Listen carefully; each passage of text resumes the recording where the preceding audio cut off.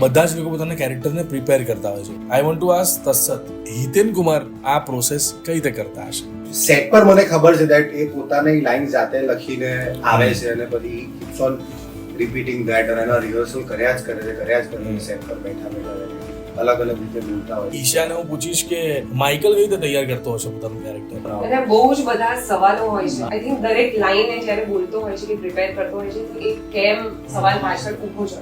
એ કોઈ દિવસ છે ને કન્વિન્સ નથી થતો જ્યાં સુધી 100% પૂછીને કે કેમ આ કેરેક્ટર આવી રીતે બિહેવ કરે છે. કન્વિક્શન નહીં હોય ત્યાં સુધી એ સીન ચાલુ નહીં કરે. મિત્ર કલ્પના ગાગડેકર, એ જેવી કેરેક્ટર કરે તમને બહુ જૂઠી ફીલિંગ તરત આપી શકે. આઈ થિંક તમે એની જોડે જોડાઈ શકો. જેટલું બી મેં જોયું છે આપણે ડબિંગ વખતે બી કે અત્યારે બી એ જેટલી આ કેરેક્ટર એટલી બ્યુટીફુલ સ્માઈલ છે ને એમની કે જે તમને તરત કનેક્ટ કરી. તો મને લાગે છે એમની ખૂબી એ છે.